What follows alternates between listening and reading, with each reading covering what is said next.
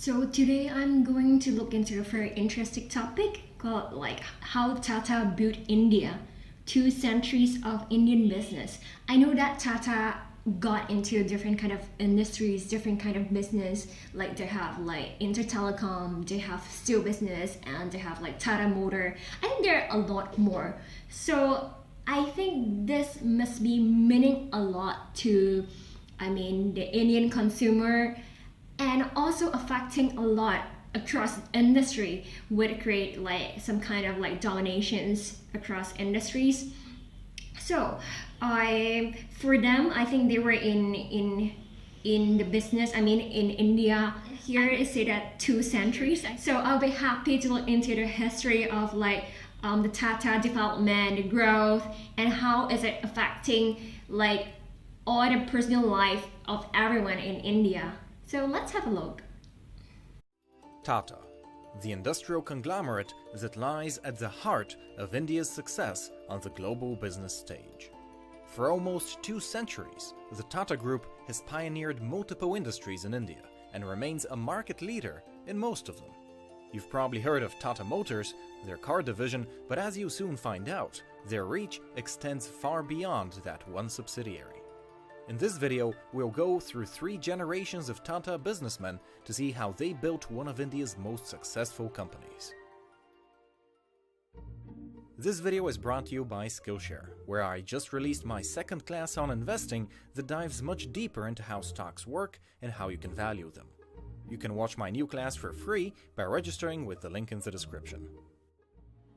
The story of Tata begins during the reign of the British Empire. India back then was a huge exporter of cotton, but the brutal regime of the British East India Company left little room for local entrepreneurs to develop. The poor treatment by the British eventually resulted in a rebellion against them in 1857, which ended the power of the British East India Company and replaced it with the British Raj. Now, compared to its ruthless predecessor, the Raj was much more focused on keeping the peace. The Raj didn't exploit the Indian population quite as harshly, and it also invested a lot of money in building India's first railways, for example. Of course, at the end of the day, the British Raj was still an oppressive colonial power, but at least it finally gave the local population the economic opportunity to develop themselves. Because India was an exporting country, the first Indian entrepreneurs came from exactly that sector, and one of them was Jamsetji Tata. He was the son of an exporter in Mumbai, and he graduated in 1858, exactly the perfect time to take advantage of the economic reforms of the British Raj. Because his father's export business was growing, in 1859 Jamsetji went to Hong Kong. Oh, I'm from Hong Kong. A subsidiary there, and upon seeing the sheer scale of British commerce there, he realized that the Tata export business had truly global potential. Over the course of the next decade, he would travel to Japan, China, and Great Britain, establishing a network of distribution. It's such a privilege for someone to travel He'd eventually in create his that own early exporting stage. company in 1868, and using the money he made, he started building textile mills of his own, effectively creating a vertically integrated business. From the very start, Jamsetji's philosophy was to find the best practices used across the world and to bring them back to India. In his textile mills, he enacted policies that were virtually unknown to most of India, like offering sickness benefits and pensions to his employees. But Jamsetji wasn't content with just the textile industry. He saw the wonders the Industrial Revolution had created in Europe, and he wanted to recreate them back home. He began working on a steel production plant in 1901, modeled after the ones he had seen in Germany. Even more ambitious was his hydroelectric project, inspired by his visit to the Niagara Falls power plant He in was really 1903. well traveled. He went to Hong Kong, Nigeria, Germany, and a good thing is that like he like is not like an exporter import business that he was focusing at. It's rather than bringing the technology skills and empowering the local people in India. Jamsetji realized the incredible power of tourism, and so he also created a chain of hotels, Is it Victoria? starting The with the terminal? Taj Mahal Palace Hotel, which even Okay, it's today Taj is one of Mahal. the most recognizable buildings in Mumbai. It looks like the Jamsetji was truly a Victoria man dedicated to business and to helping station. people through it. He valued education to the point where he donated land and buildings towards the creation of the Indian Institute of Science, the eminent university of India. He would not, however, live to see most of his projects realized, because he died while on a business trip in 1904, leaving the already sizable Tata company to his two sons. Together they consolidated their ownership into a single holding company, which in turn is owned by the charitable trusts they created for future generations. Jamsetji's sons fulfilled many of their father's ambitions. They oversaw the creation of India's first steel works in 1907, India's first cement plant in 1912, and the first indigenous insurance company in 1919. They created a lot of firsts. By the time the leadership mantle passed on to the next generation in 1938, Tata Sons was comprised of 14 different companies. Wow. This time, however, instead of it going to one of Jamsetji's grandsons, leadership instead went into the hands of a distant cousin, with a very interesting background. Jehangir Tata, better known as JRD, had been in the company since 1925, but he had been raised in France, and was a close friend to the man who made the first flight across the English Channel. In other words, JRD was a passionate aviator, and in 1929 he obtained India's first pilot license. So unsurprisingly, his first big project at Tata was to develop an airline. Wow. In 1932 he created the Tata Air Service, which I think it's originally not only here carried anymore, mail, Tata Air but then in Service. I haven't heard of 1938 it. started doing passenger flights as well, even helping out the British in the Second World War.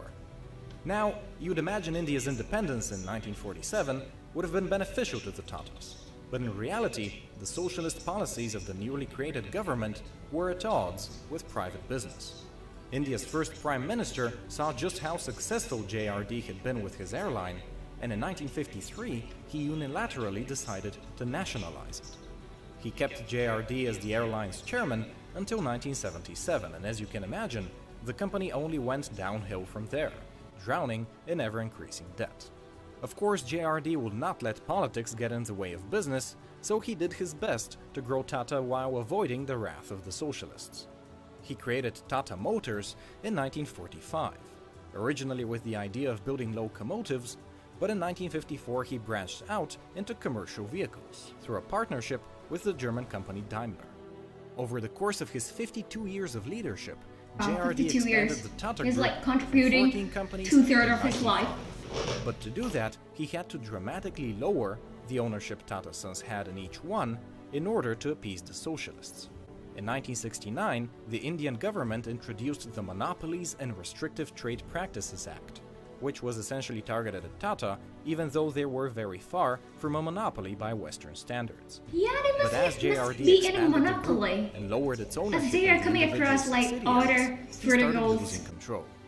Some of his And companies I don't just know weren't like performing. what are competitors The man at he that sent time. to fix them was this guy, Ratan Tata.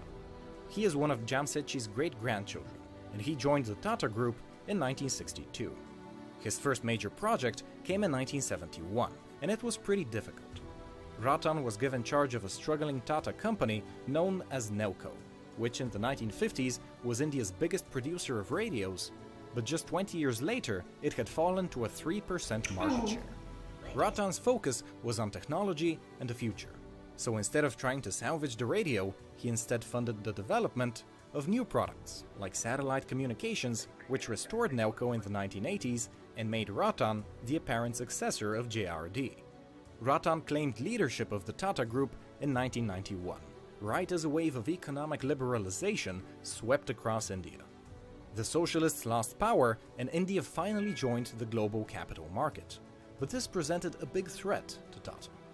Up until now, it had operated in a very protected economy, which was suddenly open to competition from foreign companies. Worse yet, JRD had let Tata become extremely decentralized, so it would be very slow to adapt to new competitors.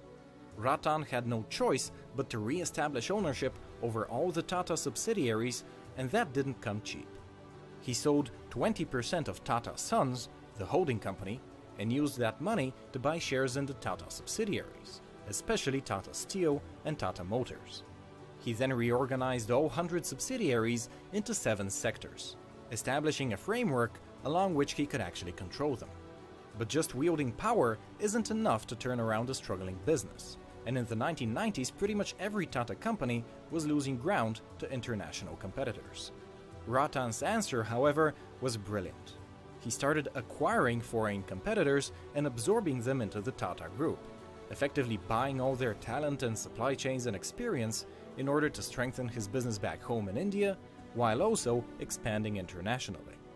Ratan's buying spree began in the year 2000, when his beverage company, Tata Tea, acquired the Tetley Company from Great Britain. Over the next decade, Ratan ended up acquiring hundreds of companies for pretty much every subsidiary in the Tata Group.